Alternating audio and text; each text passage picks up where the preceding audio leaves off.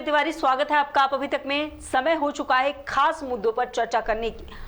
आज का मुद्दा है कि कहीं किसान बैठे हैं सड़कों पर और कहीं बैंक कर्मी हड़ताल करने बैठे हैं, तो क्या सरकार ऐसे ही देश चलाएगी? तो हमारे स्टूडियो में दो खास मेहमान जुड़ गए हैं। एक है ईशान त्यागी जो कि राजनीतिक विश्लेषक हैं, और दूसरे हमारे खास मेहमान हैं वो है संदीप त्यागी जो कि बीजेपी से अपना पक्ष रखेंगे। मेरी आवाज आप तक पहुंच रही है संदीप जी? जी आ रही है मैडम जी। एक तरफ बैंककर्मी हड़ताल पर बैठे हैं और दूसरी तरफ किसान हड़ताल पर बैठे हैं अपनी मांगों को लेकर, तो ऐसे कैसे आप सरकार चलाएंगे? मैडम, बैंकों का जो निजीकरण की बात कर रहे हैं, जी जी, बैंकों के कर्मचारी जो निजीकरण की बात कर रहे हैं, तो उधर वित्त मंत्री जी ने भी स्पष्ट कर दिया है कि पहली बात तो ये कि हम मतलब सरकार जो है सारे बैंकों को निजीकरण नहीं कर रही है। और दूसरी बात ये है कि खुद वित्त मंत्री जी कह रही हैं कि हम लोग जो है जो बैंकों के कर्मचारी हैं उनका पूरा ध्यान रखेंगे, उनकी पेंशन का भी ध्यान रखेंगे, उनकी तनख्वाह का भी ध्यान रखेंगे। जो मतलब निजीकरण में है और जो राष्ट्रीयकरण में, दोनों मतलब बराबर उनका ध्यान रखा जाएगा। जो आज जैसा हाल है ऐसे हाल में उनका ध्यान रखा जाएगा जी। तो मुझे नहीं लगता है कहीं मतलब निजीकरण से बैंकों के कर्मचारियों को कहीं कोई नुकसान हो रहा है। शायद नुकसान उनको इतना नुकसान लग रहा है कि जो काम वो आज कम कर रहे हैं तो निजीकरण होने पर हो सकता है ज्यादा काम करना पड़े, इसलिए उनको अपना नुकसान नजर आ रहा होगा। जी जी। अगर उनको नुकसान नहीं हो रहा है तो वो हड़ताल पर क्यों बैठे हैं? सब लोग में यूनियन है, यूनियन में राजनीति करना चाहते हैं, तो सबकी अपनी अपनी राजनीति है, राजनीतिक रोटियां सेकना चाह रहे हैं, और तो कोई खास विषय तो उनका है नहीं हड़ताल करने का। जी ईशान जी बताइए, क्या जो लोग हड़ताल कर रहे हैं क्या वो राजनीति कर रहे हैं? पहले तो दिव्या जी, मैं आप अभी तक का और आपकी टीम का हार्दिक अभिनंदन करना चाहूंगा कि आपने मेरे को अपनी बात बोलने का मौका दिया और यहाँ पर बुलाया। जी जी। तो पहले जब हम बात करते हैं अर्थव्यवस्था की दिव्या जी, तो अर्थव्यवस्था एक गाड़ी की तरह है जो कि 4 पहियों पे चल रही है। पहली तो है सरकार, दूसरी है सरकारी एंटिटीज जैसे पीएसयू हो गए और सरकारी बैंक हो गए, तीसरे हो गए कॉर्पोरेट्स हमारे जो कि निजी व्यवसाय हैं, और चौथा हो गया हमारे लोग। तो अगर इस गाड़ी का एक भी पहिया पंक्चर हो जाएगा तो ये गाड़ी नहीं चल पाएगी आगे। जैसे गाड़ी नॉर्मल होती है, गाड़ी 4 पहियों पे चलती है, अगर एक भी पंक्चर हो गया तो गाड़ी आगे नहीं चल पाएगी। इस केस में सरकार एक पहिए को पंक्चर करने में लगी हुई है जो कि है सरकारी बैंक, उनको सरकार पंक्चर करने में लगी हुई है। दूसरी चीज मेरी ये है कि अब इसका इम्पैक्ट क्या होगा? जो 2 दिन की स्ट्राइक है उसका इम्पैक्ट ये होगा कि जब इतनी बड़ी अर्थव्यवस्था होती है दिव्या जी, तो एक एक ट्रांजैक्शन काउंट करती है आपकी जीडीपी में। जी जी। राइट। तो अब हमारे सरकारी बैंक तो बैठे, सरकारी बैंक के एम्प्लॉइज तो बैठे हुए हैं स्ट्राइक पर, 2 दिन से ट्रांजैक्शंस नहीं हो रही हैं, तो इतनी बड़ी इकोनॉमी में इसका बहुत बड़ा इम्पैक्ट पड़ेगा। वैसे तो हम बात करते हैं डिजिटल ट्रांजैक्शंस की, 5 ट्रिलियन इकोनॉमी को लेके जाने की, तो अगर हम ट्रांजैक्शन ही नहीं करेंगे, हम जीडीपी नहीं बढ़ाएंगे, तो इसका डायरेक्ट इम्पैक्ट पड़ेगा इकोनॉमी पे। दूसरा इम्पैक्ट इसका क्या पड़ेगा कि जो हमारे गरीब लोग हैं, या जो हमारे गरीब लोग भी नहीं, अगर कोई भी व्यक्ति जिसका अकाउंट है बैंक में, उसको जरूरत पड़ गई, स्वास्थ्य को लेकर जरूरत पड़ गई, किसी के घर में शादी है, कुछ भी हो, उनका पैसा बैंक में पड़ा हुआ है, अगर उनको जरूरत पड़ गई और निकालना है तो वो नहीं निकाल सकते। तो ये दूसरा इम्पैक्ट है इसका। तो ये जो लोग हड़ताल कर रहे हैं तो क्या वो मतलब गलत है? नहीं, वो गलत नहीं है। अभी हमारे बीजेपी के प्रवक्ता ने बोला कि सरकार सैलरी रेगुलेट करेगी या सरकार पेंशन रेगुलेट करेगी। कैसे करेगी पहले तो ये बताएं मेरे को। वित्त मंत्री ने कहाँ बोला कि सरकार पेंशन और सैलरी रेगुलेट करेगी? सरकार कैसे कर सकती है? जब एक बार उसका निजीकरण हो गया तो वो बैंक कॉर्पोरेट के हाथ में चला गया। कॉर्पोरेट में कोई भी हो सकता है, रिलायंस भी हो सकता है, अडानी भी हो सकती है, अडानी ग्रुप भी हो सकता है, टाटा ग्रुप भी हो सकता है, बिरला ग्रुप भी हो सकता है, कोटक महिंद्रा वाला जो ग्रुप है वो भी हो सकता है, महिंद्रा ग्रुप भी हो सकता है। तो सरकार कैसे रेगुलेट करेगी, पहले तो हमारे बीजेपी के प्रवक्ता ये बताएं। जी संदीप जी, आवाज आ रही है, आप तक पहुंच रही है? जी मैडम, बीच में डिस्कनेक्ट हो गई थी आवाज। जी जी। मेरा सवाल संदीप जी आपसे ये है कि अभी आपने हमें बताया कि सरकार पेंशन्स और सैलरी को रेगुलेट करेगी, तो आप थोड़ा बताना चाहेंगे कि सरकार एक बार जब बैंक का निजीकरण हो गया, वो एक कॉर्पोरेट के हाथ में चला गया, तो सरकार कैसे उसका पेंशन, सैलरी, कितनी छुट्टियां लेंगे उसके एम्प्लॉइज, वो कैसे रेगुलेट करेगी सरकार? सर वो सरकार की पॉलिसी है त्यागी जी, सरकार की पॉलिसी है। सरकार अपनी पॉलिसी पे लगातार काम कर रही है और उनके लिए पॉलिसी बनाएगी, नई पॉलिसी बनाने की बात कर रही है। वो कह रहे हैं कि जब बैंकों का निजीकरण हो जाएगा तो सरकार के हाथ में क्या रहेगा कि सरकार पेंशन और सैलरी निर्धारित कर। ईशान जी, मैं इस पे एक बात बोलना चाहूंगा दिव्या जी। सरकार की जो आदत हो गई है कि एक पॉलिसी बनाना, उसके बाद उसका फेलियर हो जाना, फिर दूसरी पॉलिसी पे शिफ्ट हो जाना, इसका मैं आपको 2 उदाहरण दूंगा। पहला उदाहरण तो ये है इसका कि सरकार ने बैंक्स का मर्जर किया था। तो संदीप जी एक बार मैं कंप्लीट कर लूं, उसके बाद आप बोल लीजिएगा प्लीज। सरकार की मैं 2 पॉलिसी आपको बता रहा हूँ जिसपे सरकार ने पहले तो बहुत स्टार्ट किया, उसके बाद उसको अब नई पॉलिसी पे कूद पड़ी है सरकार। तो पहली पॉलिसी थी कि बैंक्स का मर्जर करना। बैंक्स का मर्जर दिव्या जी अभी तक कंप्लीट नहीं हुआ है।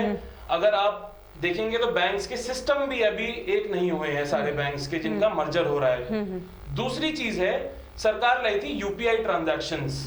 यूपीआई ट्रांजैक्शन अच्छी चीज है, अच्छी चीज सरकार लाई थी, लेकिन यूपीआई ट्रांजैक्शंस की भी कोई रेगुलेशन नहीं है आरबीआई की गाइडलाइंस के हिसाब से। क्योंकि मैं अपने एक पर्सनल एक्सपीरियंस से बता रहा हूँ कि एक ट्रांजैक्शन अगर आपने गलत कर दी है, कितने भी रुपए की, मतलब आप 10 रुपए से लेके 25,000 50,000 रुपए तक की अगर आपने गलत ट्रांजैक्शन कर दी है, तो बैंक्स उसको रेगुलेट नहीं, मतलब बैंक्स उसको वापस नहीं ला सकते अगर आपने गलत ट्रांजैक्शन कर दी। उससे रिलेटेड कोई रेगुलेशन नहीं है। अब तो निजीकरण हो गया जी, अगर एक बार निजीकरण हो गया फिर तो चीजें और हाथ से निकल जाएंगी। संदीप जी अब तक आवाज पहुंच रही है। अब तो निजीकरण हो गया, तो अब कैसे सरकार निर्धारित करेगी? अब तो सरकार के हाथ में कुछ रहा ही नहीं, ना सैलरी ना पेंशन, कुछ रहा ही नहीं। अब तो सरकार एक तरफ डीजल पेट्रोल की महंगाई से लोग मर रहे हैं, गैस सिलेंडर की महंगाई से मर रहे हैं, दूसरा इसका भी निजीकरण कर देना। नहीं मैडम, मैंने बताया ना, आज फाइनेंस मिनिस्टर निर्मला सीतारमण जी ने स्पष्ट रूप से कहा है कि हम पॉलिसी बना रहे हैं, पॉलिसी बनाएंगे, जब पॉलिसी बन जाएगी उसके बाद में बैंकों का निजीकरण करेंगे, उससे पहले हम निजीकरण करेंगे ही नहीं। तो अभी निजीकरण के लिए पहले पॉलिसी बना रहे हैं कि उनकी सैलरी है, उनकी तनख्वाह है, उनकी पेंशन है, उसको यथासंभव रखा जाए, उसके लिए पॉलिसी तैयार हो रही है, उसके बाद में मैम निजीकरण होगा। जो भी कोई उसको निजीकरण जब उसको करा जाएगा, जो भी कोई उसको आगे कॉर्पोरेटर उसको लेगा, उसको अपने पास खरीदेगा, तो उसको पॉलिसी दी जाएंगे, आपको इस पॉलिसी पे काम करना है, उसी पॉलिसी पे वो काम करेगा। ईशान जी, ऐसा कुछ बयान क्या सामने आए हैं? मुझे नहीं लगता दिव्या जी ऐसा कोई बयान सामने आया है। हालांकि संदीप जी अगर सरकार के पक्ष में बोल रहे हैं तो झूठ नहीं बोल रहे होंगे। हो सकता है सरकार किसी पॉलिसी पे काम कर रही होगी, सरकार पॉलिसी पे काम करती है, नीति आयोग पॉलिसी पे काम करता है, कोई बड़ी बात नहीं है। तो अब मैं यहाँ पे एक और इम्पोर्टेंट पॉइंट रखना चाहूंगा दिव्या जी कि हमारा राष्ट्रीयकरण क्यों हुआ था बैंकों का। बैंकों का राष्ट्रीयकरण इसलिए हुआ था क्योंकि सरकार में लोग ट्रस्ट करते हैं, विश्वास करते हैं। कॉर्पोरेट्स में लोग तभी कुर्सी पर बैठाते हैं, सत्ता में तभी मोदी जी को या किसी भी पार्टी को, किसी भी अन्य पार्टी को उठा के प्रधानमंत्री बना देते हैं, क्योंकि एक ट्रस्ट होता है, एक विश्वास होता है अपने नेता में और अपनी सरकार में। अब वो ट्रस्ट और जो अपना विश्वास है वो अब नहीं रहेगा बैंकों में, क्योंकि लोग अपना पैसा इसलिए रखते थे सरकारी बैंक में कि अगर मान लीजिए कल को कुछ गलत भी हो जाता है तो सरकार पे करेगी पैसे उनके वापस।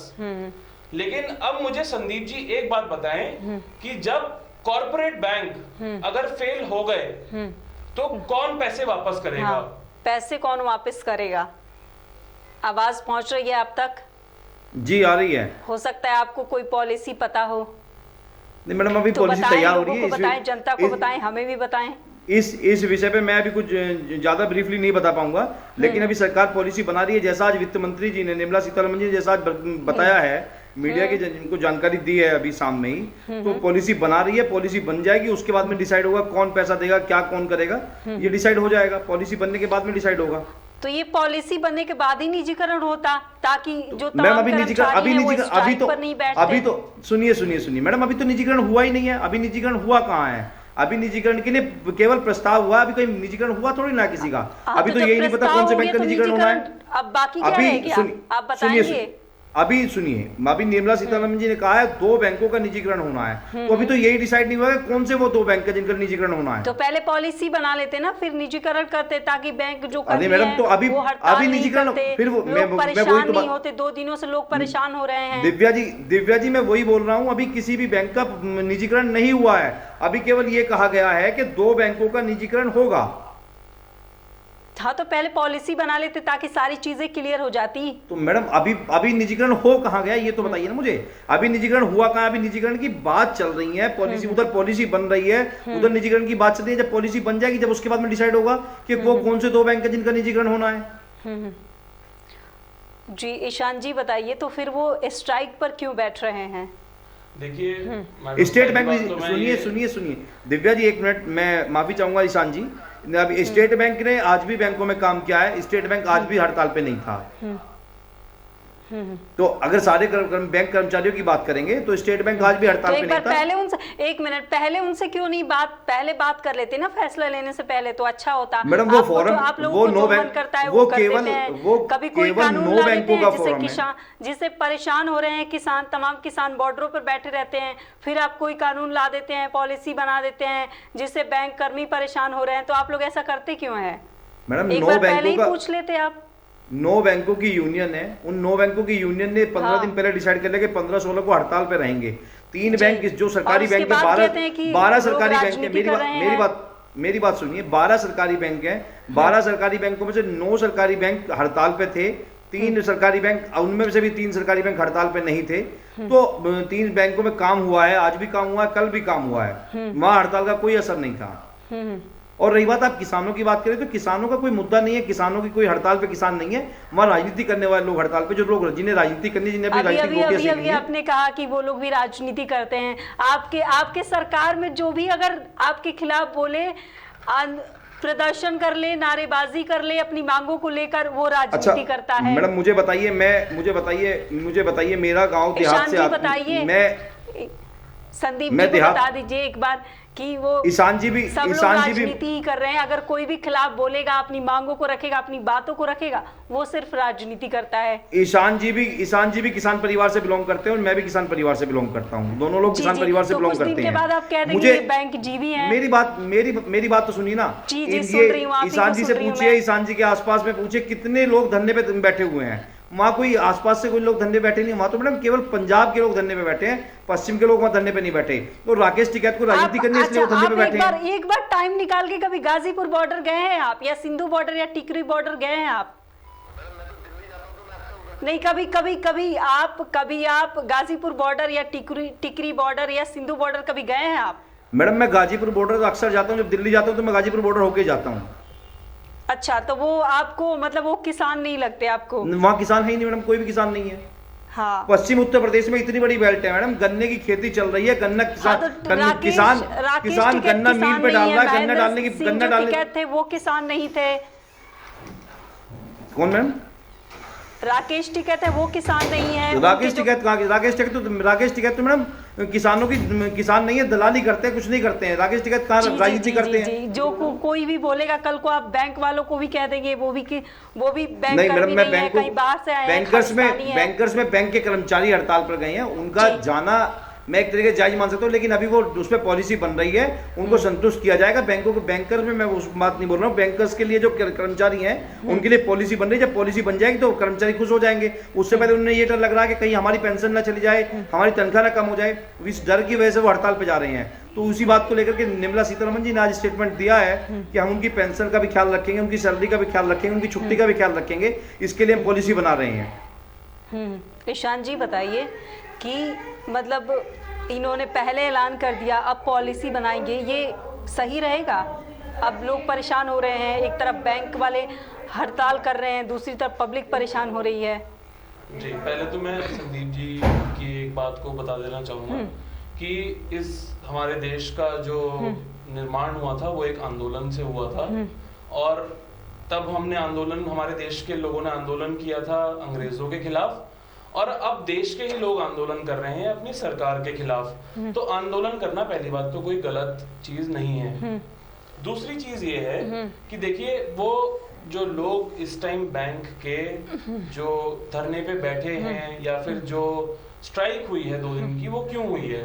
देखिए बैंक पीओ का जो एक पेपर होता है मैडम, उसमें पहले एक व्यक्ति कोचिंग लेता है, फिर पेपर देता है, फिर इंटरव्यू क्लियर करता है, फिर 6 से 7 महीने की ट्रेनिंग लेता है और पूरा प्रकरण ये मेरे ख्याल से 1 साल का प्रकरण होता है। उसके बाद वो एक बैंक पीओ की उसको नौकरी मिलती है। तो जो उसका टाइम, और अगर मान लीजिए पेपर नहीं क्लियर हुआ और उसको वही करना है तो इसमें लंबा समय भी लग सकता है। तो बहुत मेहनत करके एक व्यक्ति एक सरकारी बैंक में पहुंचता है जिससे उसका फ्यूचर सिक्योर रहे, उसका करियर सिक्योर रहे। अब क्या होगा कि जब कोई पॉलिसी ही नहीं बनाई थी सरकार ने, पहले कोई डिटेल्ड पॉलिसी नहीं थी, तो सरकार ने ऐलान कर दिया कि हम 2 बैंक्स का प्राइवेटाइजेशन करेंगे। अब वो तो प्राइवेट नौकरी हो गई फिर जी, अब वो प्राइवेट नौकरी हो गई। अब वो जो पर्क्स थे उनके, वो प्राइवेट तो नहीं देता। प्राइवेट में जो लोग काम कर रहे हैं वो बता सकते हैं कि उनको कितने पर्क्स मिलते हैं। या सर क्यों लोग हमारे देश में बोलते हैं कि हमें सरकारी नौकरी में जाना है, सरकारी नौकरी में जाना है? वो इसीलिए बोलते हैं क्योंकि सरकार अपने लोगों को, चाहे वो बैंक के एम्प्लॉइज हो या फिर जो लोग बैंक में पैसा जमा कर रहे हैं, उनको एक सिक्योरिटी देती है कि अगर कुछ चीज गड़बड़ होती है तो हम बैठे हुए हैं। लेकिन कॉर्पोरेट्स जो बिजनेस होते हैं उसका एक मकसद होता है, सिर्फ एक मकसद, प्रॉफिट, अपना बिजनेस बढ़ाना। जी, तो वो प्रॉफिट अगर सरकार अपना प्रॉफिट नहीं देखती है, सरकार में हम ट्रस्ट करते हैं क्योंकि वो अपना प्रॉफिट नहीं देखती। तो अभी तो बीजेपी के पास पॉलिसी की गोली है ना, अभी तो सब लोग पॉलिसी की गोली दे रहे हैं, पॉलिसी आने वाली है, पॉलिसी आने वाली है। चलिए फिर देखेंगे पॉलिसी कैसे आती है। जब पॉलिसी आएगी फिर हमारे यहाँ एक आंदोलन होगा। तो आंदोलनों से कुछ नहीं होता, सिर्फ और सिर्फ हमारे देश की जो अर्थव्यवस्था है वो कमजोर होगी। चाहे वो किसान भी अगर आंदोलन पे बैठे हुए हैं तो सरकार को उनको एड्रेस करना चाहिए, उनकी प्रॉब्लम्स को एड्रेस करना चाहिए। और दूसरी चीज, एक महत्वपूर्ण चीज है इसमें दिव्या जी, कि जो हमारे बैंक के एम्प्लॉयज आंदोलन पे हैं, 2 दिन की स्ट्राइक है, वो एकदम से नहीं हुई है। वो पिछले 2 महीने से आंदोलन कर रहे हैं, वो 2 महीने से अपनी आवाज उठा रहे हैं। तो सरकार को पहले एड्रेस करना चाहिए था इसको, जिससे ये दिन ही नहीं आता कि 2 दिन हमारी स्ट्राइक रहे। जब 2 महीने से वो स्ट्राइक कर रहे हैं तो 2 महीने से आपकी पॉलिसी कहाँ थी? आपके नेता कहाँ थे? पॉलिसी बनाने वाले कहाँ थे संदीप जी आपके? नहीं, शायद मैडम मुझे नहीं लगता है। वैसे अगर ईशान जी कह रहे हैं तो हो सकता है, लेकिन मुझे नहीं लगता है कि 2 महीने पहले से थी। उनको 15 दिन पहले डिसाइड हुआ है कि हम उस पर जाएंगे। उधर सदन में ये बात पार्लियामेंट में आई है कि हम 2 बैंकों को निजीकरण करने जा रहे हैं। अब उन्होंने पार्लियामेंट खत्म होने के बाद जब नया सेशन शुरू हुआ है तो उन्होंने उसके बाद तुरंत चर्चा करी है कि जो निजीकरण कर रहे हैं उसके लिए पॉलिसी बनाएंगे और इसके लिए तैयारी कर रहे हैं। पॉलिसी की नीति आयोग ने भी कहा है और वित्त मंत्रालय ने भी कहा है पॉलिसी बनाने के लिए। तो मुझे नहीं लग रहा है कि 2 महीने हुए हैं शायद उसको अभी। और अगर ईशान जी कह रहे हैं हो सकता है, लेकिन मुझे लगता है कि 10 से 15 दिन पहले डिसाइड हुआ है कि 15 और 16 को जो है स्ट्राइक रहेगी। तो उन्होंने सरकार समय लेगी पॉलिसी बनाने के लिए, कब होगा, कैसे होगा, उसके लिए मंत्रालय पता तो था ना, सरकार तो जानती थी ना ये कि 2 दिन वो स्ट्राइक करेंगे। और सरकार को ये भी पता है क्यों स्ट्राइक करेंगे। सबकी सरकारी नौकरी थी, अब प्राइवेट नौकरी हो जाएगी। अभी तक तो आप पॉलिसी की गोली दे रहे हैं। नहीं तो मैडम मैं बताया तो मैं बोल तो रहा हूँ कि नीति आयोग ने, उसने वित्त मंत्रालय ने आज बताया कि हम पॉलिसी बनाएंगे। हम पॉलिसी बनाने जा रहे हैं। अब एकदम से किसी को समझाएं कि भाई तो ये काम ऐसे नहीं होना है, तो उनकी समझ में नहीं आएगा। अब उनको समझ में जब आएगा, जब उसमें इम्प्लीमेंटेशन हो जाएगा, जब पॉलिसी बन जाएगी, इम्प्लीमेंटेशन हो जाएगा, तब उनको समझ में आएगा। अब ये हड़ताल तो मतलब जो है, ये लोगों ने सोचा कि भाई इससे पहले ही सरकार प्रेशर में लेने के लिए किया है, भाई प्रेशर में ले लेंगे।